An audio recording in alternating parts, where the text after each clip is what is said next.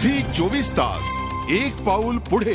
आणि आता सविस्तर बातम्या। महाराष्ट्र महिलांसाठी सुरक्षित असल्याचा दावा गृहमंत्री करत असतानाच नाशिकच्या अनाथ आश्रमातील 34 मुलींचा विनयभंग झाल्याचा धक्कादायक प्रकार उघडकीस आलेला आहे। पेठ रोडच्या जय आनंद अनाथ आश्रमामध्ये ही धक्कादायक घटना घडलेली आहे। या प्रकरणी पंचवटी पोलीस ठाण्यामध्ये विनयभंगाचा गुन्हा दाखल करण्यात आलेला आहे। आश्रमाच्या 4 कर्मचाऱ्यांना अटक करण्यात आलेली आहे, तर 5 कर्मचाऱ्यांवरती निलंबनाची कारवाई करण्यात आलेली आहे।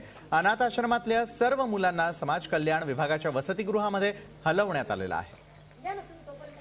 जर याच्यामध्ये खरोखर मुलींवर जर लैंगिक छळ झालेला असेल तर इथे महिला नगरसेविका म्हणून दोघी आंदोलन करू आणि खरोखर ज्यांच्यावर अन्याय झालेला आहे त्यांना मुलींना न्याय मिळवून देऊ आणि ज्यांनी अन्याय केला आहे त्यांना शिक्षा झालीच पाहिजे। सदर घटनेची कुणकुण ही आम्हाला थोडीफार लागत होती, म्हणून काही त्याचा पुरावा नव्हता, परंतु सदर घटनेची आम्ही सखोल चौकशी करायला लावणार।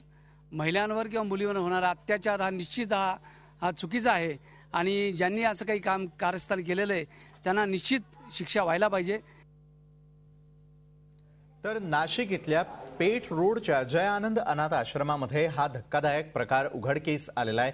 1-2 नव्हे तर तब्बल 34 मुलींचा विनयभंग या अनाथ आश्रमामध्ये झालेला आहे आणि या संदर्भामध्ये आपण अधिक चर्चा करणार आहोत आमचे नाशिकचे प्रतिनिधी मुकुल कुलकर्णी यांच्याबरोबर।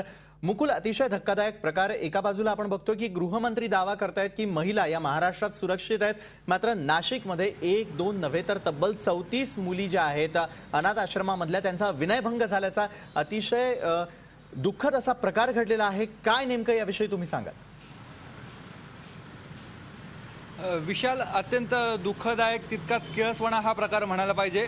विनयभंग हा एक शब्द गुन्हा दाखल करताना पोलिसांनी वापरलेला आहे, मात्र जर आपण अधिक तपशिलामध्ये गेलो तर ह्या मुलींच्या अंगाला स्पर्श करणं, त्यांना वाईट साईड बोलणं किंवा स्नानगृहामध्ये डोकवणं असे अत्यंत किळसवाणे प्रकार या आश्रमामध्ये चालत होते। वारंवार या संदर्भात तक्रारी येत होत्या, कुणकुण होत होती, परंतु पुढे कोणी येत नव्हतं, तक्रार कोणी करत नव्हतं आणि पोलिसांच्या माध्यमातूनही कारवाई करत नव्हतं।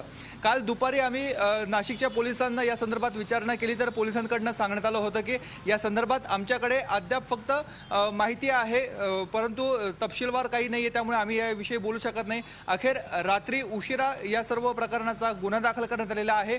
तो गुन्हा विनयभंगाचा गुन्हा दाखल करण्यात आलेला आहे। त्या स्वरूपामध्ये 5 जणांना ताब्यात घेण्यात आलेलं आहे, त्यांना अटक करण्यात आलेली आहे।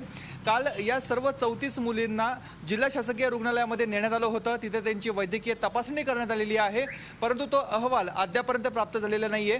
आता या सर्व जे 4 आरोपी ज्या संशयित म्हटले जातात त्यांना आज कोर्टामध्ये हजर केले जाणार आहे। अर्धा पाऊण तासांनी त्यांना कोर्टामध्ये हजर केलं जाईल।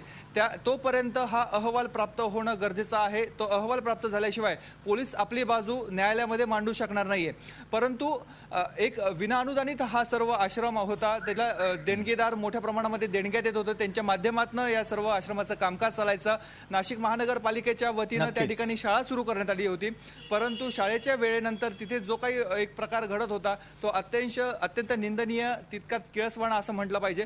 परंतु ज्या प्रकारे आपण म्हणताय किळसवाणा हा संपूर्ण प्रकार आहे आणि या संदर्भामध्ये लवकरात लवकर अहवाल आल्यानंतर कारवाई व्हावी ही अपेक्षा आहे। धन्यवाद तुर्तास तरी आपण दिलेल्या या सविस्तर माहितीसाठी। नाशिकमध्ये अतिशय किळसवाणा प्रकार जो समोर आला तो म्हणजे तिथल्या अनाथ आश्रमामधल्या तब्बल 34 मुलींचा विनयभंग झाल्याचा समोर आलेला आहे। या संदर्भामध्ये आता वैद्यकीय तपासणी देखील या मुलींची केली जाणार आहे आणि त्यानंतर काय तो खरा प्रकार सर्वांसमोर येईल। झी 24 तास एक पाऊल पुढे।